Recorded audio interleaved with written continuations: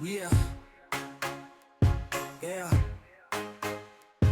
We just chillin' and vibing. Good conversations with good people. Oh,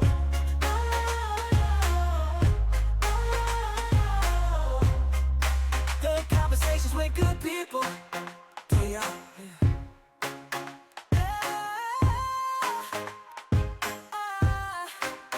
Yo, yo, yo, yo, yo, this your boy Larry, and I'm chilling and vibing with singer, songwriter, poet, Alcian. What's going on, girl?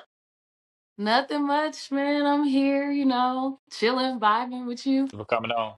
Yeah, no problem. Thank you for having me. So where you from? I'm from Oakland, California, Bay Area. The Bay Area. The Oh, Bay man, Area, the best coast, the West Coast.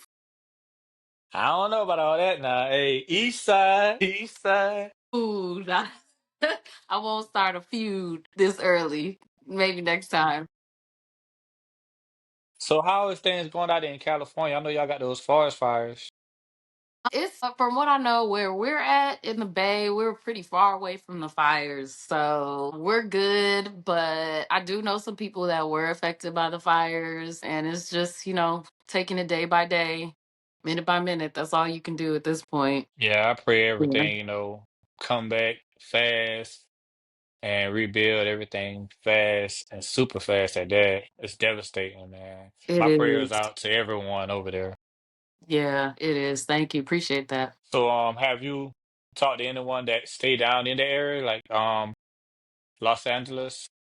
Yeah, yeah, I have. I've talked to a few people that are out there. The biggest thing that people have been saying is just that the air quality is really bad. Friends that I have out there that have like asthma and stuff, they're staying in the house. Because yeah, when you have fires burning all over hundreds and thousands of acres, that smoke, all that stuff has to go somewhere and it's in the air and the wind blows and it's just, yeah. So they're just trying to stay in the house, use air purifiers, wear masks so that all they don't inhale all that stuff in their lungs. Yeah. So you being in LA, you a Laker fan? Me? No, I am not a Laker fan. Don't kill me, people. Since I am closer to the Bay, I'm Oakland area, I'm a Oakland Warriors fan. Now they're Golden State.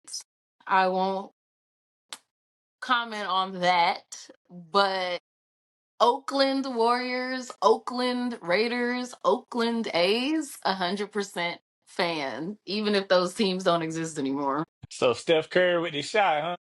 Steph Curry with the shot. I do support Steph. He loves Oakland and he shows it and he, supports Oakland and Oakland youth and just the city in general.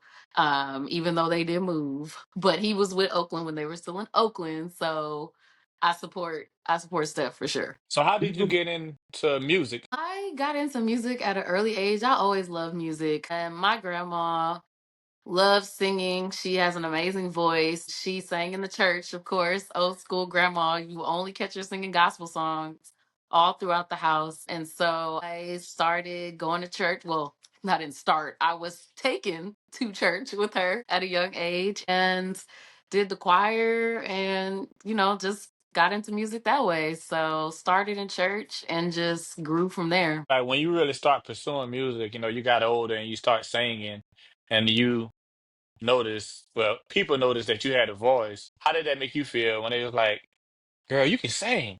Honestly, at the time, like I said, I started singing when I was so young that it was just kind of, I didn't even think about it like that. I wasn't like, oh, yeah, I could sing. You're right. It was just kind of like, okay. In my brain, it was like, yeah, I mean, it's easy. Like anybody could do it if they just focus and you can like it didn't dawn on me that it was something that not everyone is good at. I mean, you can teach anybody to kind of sing, but if you're tone deaf, you're tone deaf.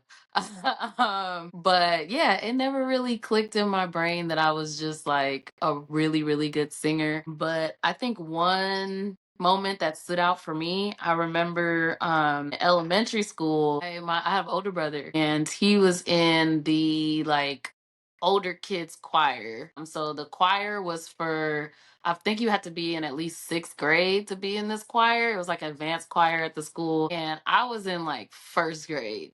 But I'm a little sister. I gotta wait for my brother to get out of whatever he's doing so we can go home. So I would sit and wait, and the choir teacher was not trying to let me. I wanted to sing, and the choir teacher was not trying to let me sing because I was too young, too young, too young.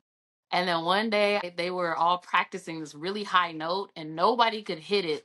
And the teacher was getting frustrated. And I was like, I can do it. And she kind of humored me. She was like, okay, go ahead. I'm going to play this note and I want you to hit it as soon as I play it. And she played the note and I hit it. Bam, flawlessly. And she was like, and after that, she let me sing in the choir. And I was like, I got this. So I guess that would be the moment. Hey, age ain't nothing but a number. She thought you was too little to hit that note, She and thought you I was did. too little.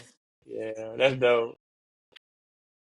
That's dope. So, what about doing poetry?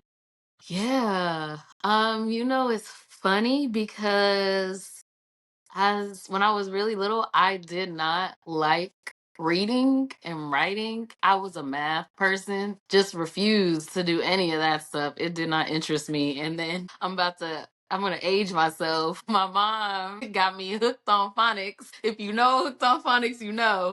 I've been hooked on phonics, worked for me. So I started doing that. And after that, everything switched. Like I loved reading and I loved writing. And I actually started writing like short stories. Like I still remember I was probably like 7 or 8 years old. Probably like 8. And my mom brought home a computer, which was a big deal because, aging myself again, computers were just like a thing. And kids these days, I say kids these days, they don't know about dial-up. They don't know about dial up. Yep, had the dial up, floppy disks, all of that. Oh my gosh. But she brought home a computer and I used to sit on it and type and I would write little short stories. And then after a while, I started just doing poetry because I was lazy and I didn't feel like writing long stories. So they got shorter and shorter and shorter. And then I was like, I guess I'm writing poetry now. And I just never stopped. It was a way for me to express myself, especially as I got older, high school, you in high school, you're dramatic and everything, every relationship, every friendship, every argument is the end of the world. So I had to express that some way. And so I started just writing poetry. So, what was the first song that you wrote? Ooh, honestly and truly, I don't remember. Um, because the first song I wrote, I was probably like 12 years old. I don't even remember how it went. I couldn't tell you, but it was definitely dramatic. I think I was upset about something. Something, it was a response. It was like a diss track to my parents about something they told me no about. That would have been my first song. But my first serious song, I never released it. It was the first song that really I was just playing around in the studio. My cousin, he rapped and I went to just sit in and just see what it was like being in the studio. And there was some extra time and they had this throwaway beat and I got on and I was just singing nonsense. I actually heard it the other day. It sounds terrible. I would never release it, but it was fun though. Hey, go ahead and email that to me. I'll send you my email link. I want to hear That it. stays in the vault forever. It was not good. So, your EP, Elise in Wonderland, Hmm. what was that EP about? Yeah. So that EP, I'll see in Wonderland, was really it was about relationships, but not in like the normal sense when we think about people writing like or performing relationship songs or like an album. It wasn't like, even though it sounds like it's about a relationship, like a breakup between two people, it was really about my relationship with myself and my relationship with like the world around me, not just with a guy or family members or a girl or friends. It was really about me and trying to find myself and figure out who I am and where I am in this world and kind of being lost in like this land. That's why it's Alcian Wonderland. I was really playing off of Alice in Wonderland. And it was just it was about being lost in this world of like self doubt and confusion and just low confidence and just really trying to navigate through that and get out on the other side. And so yeah, that's what that album is about, or EP. I shouldn't call it an album; it's not long enough. But EP is about. Your song, We Believe, the song and video is dope, dope. I Thank want to you. let you know that now. So, what made you write that song? I was at a point in my life where everybody around me, just about everybody around me, my friends, a few of my friends, and some family members, were just in some really bad relationships. This song is actually about relationships, like romantic relationships. And they were all just in, from the outside looking in, they were in relationships where it was like, girl, you are caught up in the potential and also like the honeymoon phase. You're still thinking about when you guys first met and like that honeymoon phase where everything is good and gravy and golden and you're hopeful and you're not seeing the reality. And so I wrote We Believe, hoping that they would listen to the song and kind of start thinking about what I was saying and break up with their people. Some of them did. I don't think it was because of the song. Maybe it was. Maybe it helped. And so, yeah, I really wrote that song for the people around me, only to realize about 2, 3 years after I wrote the song, because I wrote the song a while ago, realizing afterwards that I was also kind of writing it for myself, but it didn't click in my brain yet until way later. That being said, do you believe in true love? Do you think it still exists? Yes and no. I mean, well, yes, I do believe in true love, but I think it's a little bit more complicated than the way that people think of it. Because I think people only really look at true love when it comes to like the romantic side, but I think you can find true love in different situations, platonic situations. I mean, everybody, well, I wouldn't say everybody, but most people have that best friend or that brother or a sister or whoever, family member. It could be a family member that is that person you love. That's your true love. Like, whether you sat down and thought about it, if that person were to go away, you would be sick, you would be lost. And that doesn't necessarily have to be a romantic situation. So, definitely, I consider my friends to be my true loves. And it's not even on that romantic side. It's just like, yo, like, we've known each other for years, years and years. This is it.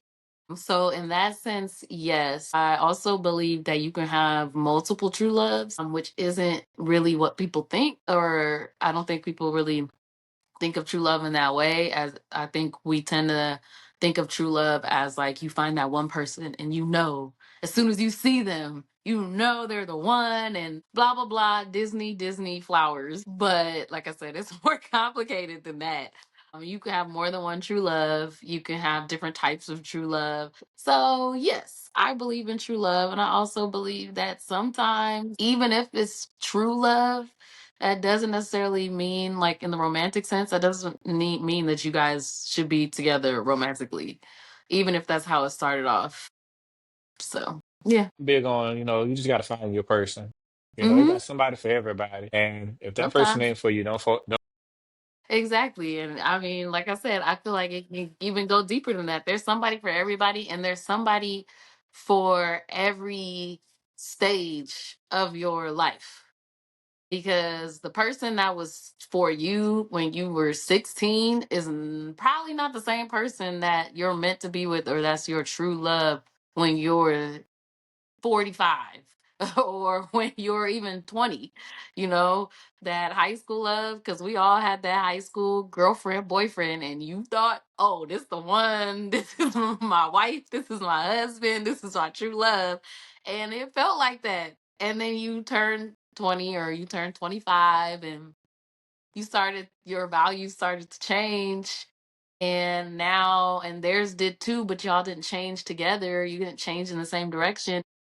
Even though, you still have love for them, you might not love them like that anymore. They may no longer be that true love that you thought they were. So, and there's someone else that's for you in that moment, in that stage of your life. So, yeah, it's complicated, I feel like. It is. So, Valentine's Day, how do you feel about that day? Do you feel that day is just about getting gifts? Because, like, that what a lot of people seem to make it about nowadays. Yeah, I don't feel like Valentine's Day is about or should just be about getting gifts. I There was a point where I thought that that is what Valentine's Day was about. You're supposed to get gifts, and if you don't get anything, then you'll be embarrassed or, oh, they don't care. And then I was on some like, every day should be Valentine's Day when you're in a relationship. So who cares about Valentine's Day? It's a commercial holiday. If they're loving you the other 364 days of the year, who cares if you do something on Valentine's Day? And that's how I used to think too. So I didn't really care. I didn't pay attention to the day in the past. But now I think I've gotten to the point where for me, I don't look at it as necessarily a bad thing. I don't look at it as just a commercialized way for businesses to make money. I think that it's actually important because Valentine's Day gives us a set day. It forces us to stop and really reflect on our relationship and the people that we care about or the person that we care about. And I think we should look at it like that because the hustle and bustle of everyday life, we're human. Like, yeah, you might love that person that you're with, and y'all can live together and be married for 20 years and have kids and have this beautiful relationship. But that doesn't mean that you shouldn't take a moment to pause and stop and really reflect on your love and just honor that love. And I feel like Valentine's Day gives you a space to do that. So instead of us thinking of it as a day where you have to go and spend hundreds of dollars on this and that, I think it should really be a day where you just spend time with the person that you care about and really reflect on the journey that you've gone through that year, the ways that your love has grown and changed. And if that includes getting the gifts, whatever, give each other gifts, that's fine. But I think that's what Valentine's Day should be about. And that's kind of how I would make it or what it would look like for me moving forward, I should say. How was it meeting Danny Glover? It was so cool. He was so sweet. I met him at an event. It was actually like a holiday party slash like, yeah, I think it was like a holiday party event that this restaurant was throwing. I was not expecting him to be there, and I was actually sitting at the table next to him. I heard people saying, "Oh, Danny Glover," and I'm like, "What?" And I look and I'm like, "Oh, shoot, it's Danny Glover." And I didn't want to bother him because, like I said, it was a dinner, and I always feel weird. Like, I don't want to be that person that's like, celebrities are trying to be normal and be with their family, and you're like, hey, oh, I see you're here with your kids celebrating your kid's birthday. Anyways, can I take a picture with you and get an autograph? Like, I just feel like it's so rude. So I didn't bug him, but then he actually got up and started walking around and just like talking to people and like introducing himself to people and taking pictures with people. So I was like, oh, he's cool. Like he wants us to approach him. And so after that, I went up to him and I was like, hey, can I get a picture? And we chatted for a little bit. And then he was on the dance floor because they had a band and he was dancing up a storm. He was dancing with everybody. So it was cool. He's a really nice. That's dope. So, what Yeah. about Chance the Rapper? I saw you made him also. Chance the Rapper was really cool too. I had a little plug that got me backstage for, I can't remember which tour it was. I can't remember what show. Was it his tour? I can't remember if it was a tour or a concert, but I got to go backstage and I got to meet him. He was a chill guy. He was kind of quiet. I was expecting him to talk a little bit more, but he was probably also like, who is this random girl that's like Chance? But I did get to take a picture with him. He smelled really good. I was like, and my awkward self, not knowing what to say, the first thing I said was, "Hi, I'm Alcian. You smell really good." And he looked at me like, hi. And he was like, I'm Chancellor and thank you.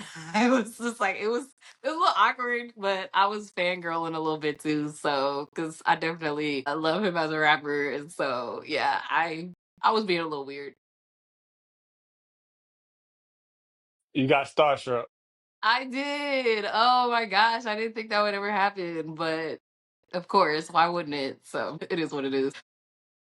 So Alcian, who would you like to do a collab with? Oh, where do I start? Kendrick Lamar, of course. I would love to do a collab with Kendrick. I would actually love to do a collab with Chance. I would love to do something with of course my R&B girlies since I sing R&B. Andy, SZA, Summer Walker. Like, there's so many people I would love to collab with, even if it's just writing together or actually getting on a song together. Oh my gosh, the possibilities are endless. But I would say those are like in my top list, and I will collab with them one day. Stay tuned. Oh yeah, go ahead and stamp it. Yes, manifest 100%. Ooh, and Megan. Oh, I almost forgot Megan Thee Stallion. What am I saying? Megan. Oh, Willa. Let's go. Sexy Red. Yes, because I'm an R&B girly, but I like to turn up in the club sometimes. So I gotta get Ain't my nothing girls wrong with out that. there. And you got a chilling vibe sometimes. Yeah. So Alcian, if somebody want to listen to your music, how could they do that? My music is everywhere. Spotify, if you got Spotify, Apple Music, if you have that. If you don't have either, you could listen to it on YouTube if you need a free platform. It's everywhere. So just go ahead and check it out. So Alcian, what advice would you give a singer, songwriter, poet that just starting? What would you tell them? I would say that you should continually you have to keep studying.